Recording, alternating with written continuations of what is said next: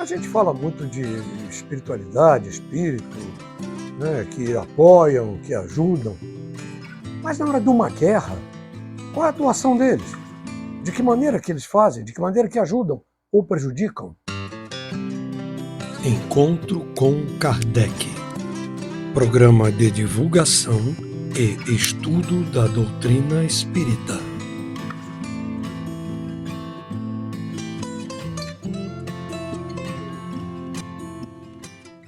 Olá, sinta-se bem-vindo ao canal Espírita Fraterno, canal de estudo e divulgação espírita. Muito obrigado por estar aqui. Nós essa semana, como toda quarta-feira, damos sequência ao nosso Encontro com Kardec, nosso encontro de estudos, hoje sendo o Encontro com Kardec número 43. E nós vamos aqui estudar as questões 541 a 548, um detalhe interessante e que fala sobre os combates, né? Como é que os espíritos se comportam nos combates, porque a gente fala muito da espiritualidade que influencia na nossa vida, mas no caso de uma guerra, de um conflito, como é que isso se dá? De que maneira que eles atuam, né? Vamos ver no vídeo daqui para frente.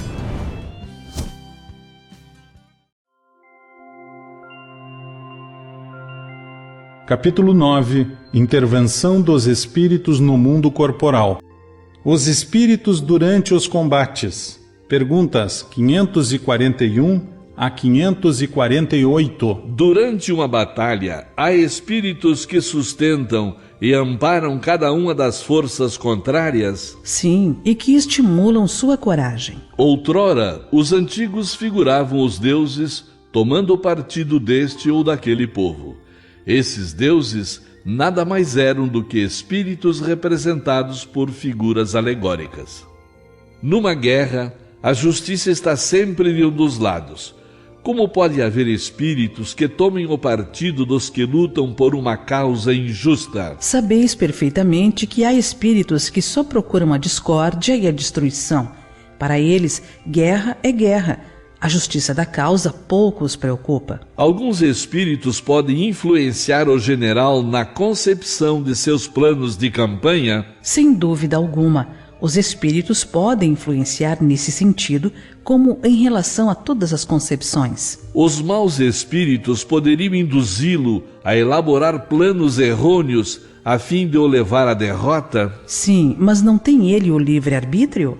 Se seu juízo não lhe permite distinguir uma ideia justa de uma ideia falsa, sofrerá as consequências e melhor faria se obedecesse, em vez de comandar. Pode o general algumas vezes ser guiado por uma espécie de dupla vista, por uma visão intuitiva que lhe mostre previamente o resultado de seus planos? Isso se dá geralmente com um homem de gênio. É o que ele chama inspiração e que lhe permite agir como uma espécie de certeza. Essa inspiração lhe vem dos espíritos que o dirigem e que se aproveitam das faculdades de que ele é dotado. Pois é. A gente fica pensando, nós sabemos que os espíritos estão do nosso lado o tempo todo, a presença deles é constante. Já falamos isso muitas vezes, em toda a literatura kardeciana, inclusive em obras espíritas de médiuns, de palestrantes, de espíritas renomados, na antiguidade, na atualidade, os espíritos estão sempre do nosso lado. Nós sabemos que eles nos influenciam diretamente. E no caso de uma guerra, como eles nos deixam bem claro aqui, eles continuam influenciando, não poderia ser diferente. Só que tem um detalhe. Se um espírito desencarnado, como a gente sempre diz, e eles nos ensinam isso, tudo depende da elevação moral de cada um. Então, esse desencarnado, por exemplo, agora nós temos lá a guerra da Rússia e a Croácia. Se ele for um desencarnado recente, patriota, seja lá o que for, muito associado a essas divisas patrióticas da Rússia, ele vai participar desse conflito, possivelmente, dependendo da sua evolução, se não for tão evoluído, vai estar lá naquele conflito, de alguma forma influenciando os soldados para guerrearem cada vez mais, para continuarem, para fazerem as coisas. Isso de um lado. Do outro lado, um croata que tenha desencarnado, ou até mais antigo, que também tenha o mesmo princípio, tenha sido um militar ferrenho, dependendo sempre do seu grau evolutivo, sempre tem que deixar isso claro. repetitivo, não? Depende do seu grau evolutivo. Esse, que é croata, também vai estar influenciando os soldados, ou ao contrário, influenciando os outros, né? Isso acontece desde a antiguidade. A gente vê, já falamos sobre isso aqui também, que nós tivemos, na Idade Antiga, deuses que eram tratados como deuses, que nada mais eram do que espíritos, que muitas vezes apareciam nas batalhas para uns, para outros, aqueles que tinham condições de ver, né? Isso, a mediunidade existe, é latente no ser humano, é mais velho que andar para frente, desde que o ser humano existe. Então tem aqueles que vêm ao nosso mundo, encarnam com aquela tarefa ou com aquela responsabilidade de poder identificar o mundo espiritual, de ver esta outra dimensão. Então esses, muitas vezes nas batalhas de antigamente, viam espíritos, e alguns espíritos tão arraigados também, como eu falei agora, as suas nacionalidades, aquele povo que estava ali guerreando, eles se mostravam como deuses. Então entendiam que eram deuses, eram Thor para os nórdicos e daí para frente, né? Nós temos um caso, inclusive, no Brasil, muito emblemático, que se vocês podem procurar essa cultura na internet, que vão encontrar, sobre o caso de São Sebastião, que tem alguns relatos antigos de que São Sebastião fora visto na batalha no Rio de Janeiro, em frente à Baía de Guanabara, naquela parte ali, onde os portugueses expulsaram os estrangeiros. Eu acho que eram não me lembro qual era o país que estava atacando ali. Realmente não se eram os holandeses. Acho que eram os holandeses. Os holandeses, isso mesmo. Perdão, eram os holandeses. Em que os portugueses retomaram o litoral do Rio de Janeiro ali, e começou ali a derrocada dos holandeses, que depois se refugiaram no Nordeste, em Pernambuco, e depois saíram fora, foram embora. E muitos relatos na época que viam o São Sebastião ali, que era o padroeiro da cidade. Mas pense, acha que o São Sebastião, canonizado pela igreja, mas Sebastião, aquela pessoa que foi um ser altamente espiritualizado, humilde, caridoso, ele ia estar numa guerra guerreando contra alguém? Não ia. Evidentemente que ele não ia, né? Então, eles viram o que eles queriam ver. Naturalmente, algum espírito que apareciam ali, para muitos, para dar força para aqueles soldados, para que fizesse a justiça, nesse caso a justiça, que era ter de volta o domínio nosso brasileiro, no caso português ainda, né? Então, estou dando só esse pequeno comentário para entenderem que muitas vezes o espírito aparece e ele é tomado como um deus. Então, no caso de São Sebastião, agora se você parar para pensar que um espírito evoluído não vai entrar numa batalha incitando ninguém a matar ninguém, a guerrear ninguém. Isso é um contrassenso em relação à alta moral, né? Pensem bem nisso. Agora, e a mesma coisa acontece com essa influência que eles fazem nos soldados e que fazem nos comandados, do mesmo jeito. Esses comandados eles não fogem à razão disso, eles não estão acima de nada, eles são influenciados do mesmo jeito. E muitas vezes influenciados por bons espíritos para não tomarem atitudes erradas, para amenizarem as dores da guerra, e muitas vezes por espíritos que estão ali mesmo para, como acabamos de falar, para aquela derrocada daquele coisa. Então tem o inimigo que está do lado como diz ali, do general, influenciando negativamente para que isso possa ocorrer. Tem uma batalha inglesa, se não me falha a memória, aqui falhando um pouco da história, uma batalha inglesa, eu não sei se foi não me lembro se foi o Waterloo, acho que foi o Waterloo, em que houve a perda da tropa que perdeu, a nação que perdeu, naquele momento daquela batalha, que foram os ingleses, inclusive, em que um sinal era para ser dado para um lado, através de um foguete, não de estopim, né? Aqueles foguetes assim, que já tinham naquela época, feito de pólvora pura, que deixavam rastro, para indicar o local que deveria atacar, as tropas deveriam atacar. Só que aquele foguete, não se sabe até hoje por quê, se alguém souber, pode deixar aqui no comentário, ele foi disparado para o lado errado. E isso ocasionou a derrota daquela batalha. Porque, inclusive, o seu comandante, que eu também não me lembro o nome, ele foi maldito durante muito tempo em função disso, que ele é levado a sua tropa, todos aqueles homens, a uma carnificina, que foi uma carnificina na época. Morreram quase todos os soldados, porque o foguete foi disparado para o lado errado. Agora, por que foi para o lado errado? Pode ter sido uma influência de algum espírito naquele sinalizador, naquela pessoa que estava sinalizando, para ele jogar o foguete para o lado errado. E o foguete foi, e aqueles homens pereceram em função daquele erro. Então, veja, a influência pode acontecer, como acontece para a gente o tempo todo. E muitas vezes nessas batalhas, como nós falamos aqui, existem muitos médiuns, né? E esses médiuns veem esses espíritos.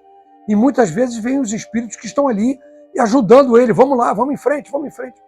Isso pode acontecer. É o que nos contam os espíritos aqui. Em suma, a gente tem sempre que lembrar, os espíritos nos influenciam o tempo todo. O tempo todo. Sejam espíritos bons ou espíritos maus.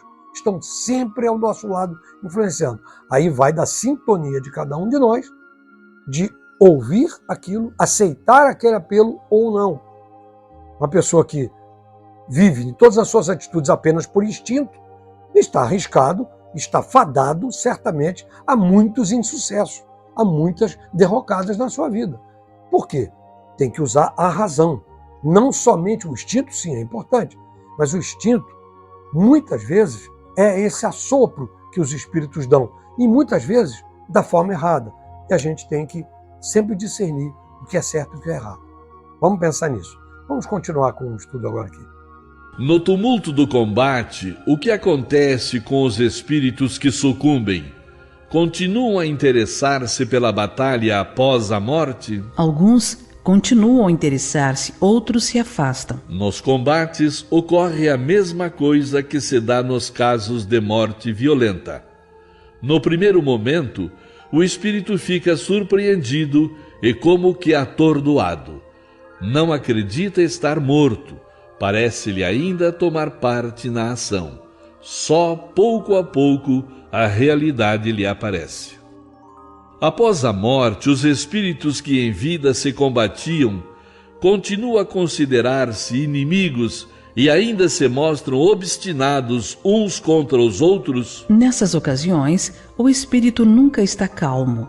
Pode acontecer que nos primeiros instantes depois da morte, ainda odeie o seu inimigo e até o persiga. Quando, porém, suas ideias se clareiam, vê que sua animosidade não tem mais razão de ser. Entretanto, dela ainda pode guardar vestígios de rancor, mais ou menos fortes, conforme o seu caráter. Continua a ouvir o ruído das armas? Sim, perfeitamente. O espírito que assiste calmamente a um combate, como espectador, testemunha a separação da alma e do corpo? Como esse fenômeno se apresenta a ele? Há poucas mortes realmente instantâneas. Na maioria das vezes, o espírito cujo corpo acaba de ser mortalmente ferido não tem consciência imediata deste fato. Somente quando começa a recobrar a consciência é que pode distinguir o espírito movendo-se ao lado do cadáver. Isso parece tão natural ao espírito que assiste à peleja que a visão do corpo morto não lhe produz nenhuma visão desagradável. Tendo-se a visão concentrado por inteiro no espírito, somente ele chama a atenção dos outros e é com ele que o espectador conversa ou lhe dá ordens. Pois é. É como a gente sempre fala, né? Muita gente desencarna sem saber que desencarnou. Muitos. Tudo depende, como sempre nós falamos, da elevação moral e do conhecimento que aquela pessoa tenha. Até porque muitas vezes tem conhecimento, por exemplo, da doutrina espírita ou de alguma outra doutrina que conheça, que se atenha à vida após a morte e na hora não aceita, fica tão aturdido que realmente não aceita. E ninguém, quando morre, vira santo porque morreu. Não existe essa ideia, já falamos isso muitas vezes aqui, desde do início dos nossos estudos, né? Os espíritos nos ensinam que ninguém vira santo, é uma questão lógica. Então você está uma pessoa aqui, você é uma pessoa rancorosa, invejosa, egoísta, que só pensa em você, aí você desencarnou, meu Deus, estou estou no céu, que maravilha, agora tudo é lindo, eu amo as pessoas. É claro que não. Você desencarnou com as mesmas coisas, características que você tinha aqui. Se você é uma pessoa boa, você continua sendo uma pessoa boa. E às vezes, sendo uma pessoa boa, quando desencarna, ainda tem uma turbulência. Se você é uma pessoa má, você, não que não seja má, mas uma pessoa que não se interesse pelo lado espiritual da vida, que é a vida verdadeira, que a vida verdadeira não é aqui na Terra, a vida verdadeira é na espiritualidade, e você não quer saber disso, só quer saber da vida. Ah, não, Deus me livre falar de morte, tá doido? Até parece que vai viver para sempre. Mas se pessoas desse tipo, quando desencarnam, ficam aturdidas, não entendem o que está acontecendo. Então, muitas vezes, elas não sabem o que se passa. E nessa, sem saber o que está se passando, ela pode continuar ali, como nos fala no texto. Ela pode, no caso de uma guerra que nós estamos falando, nos combates, né? Ela continua ali, porque às vezes não tem nem consciência de que desencarnou, acha que está vivo ainda, porque está ali, parece que está respirando, parece que está vendo, parece que está sentindo dor, ouvindo barulho de projéteis, de armas, de fuzis, ou que seja do que for. Então acha que está ainda ali, porque ela não tem consciência exatamente do que aconteceu. Então é como a gente sempre diz, você quando desencarna, a grande maioria das vezes, as pessoas não têm consciência que desencarnou, precisa da ajuda de amigos, instrutores, amigos espirituais, apoiadores, que vêm ali para ajudar essa pessoa a se desenlaçar do seu corpo. Mas tem aqueles que não querem saber, que querem continuar ali, que eles assim, as suas ideias não clareiam e eles querem continuar naquela peleja que estão passando ali, não querem sair dali. Não só em caso de guerra, mas em outros casos, no meio da família ou no trabalho, a pessoa não quer se afastar das pessoas e acaba ficando ali e se tornando involuntariamente um obsessor. E acaba atrapalhando a vida daquelas pessoas que estão encarnadas. A gente pode definir o seguinte, existem 3 tipos de desencarnados na hora do desencarne.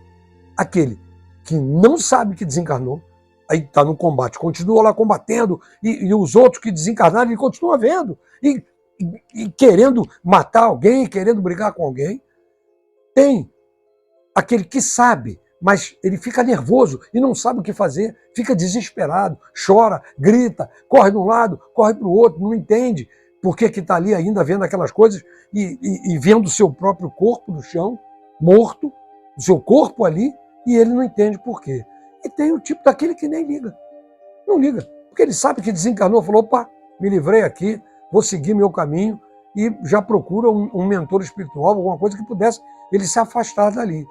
E nesse momento, quando essa pergunta tinha colocado, se eles veem o espírito, como é que se procede isso? Como é que eles veem os espíritos que estão desencarnados, que estão desencarnando? Depende de quem está vendo. Se é um espírito evoluído, ele vê o sofrimento daquela pessoa e pode até tentar ajudar. Vai ser difícil ajudar, depende do seu grau evolutivo, mas ele vê e entende o que está acontecendo. Se é aquele que está totalmente agitado, totalmente nervoso, totalmente descompensado, ele nem percebe que o seu inimigo desenganou. E ele continua querendo matar o inimigo. E ele mata, e o cara não morre, e ele mata, e fica naquela coisa ali.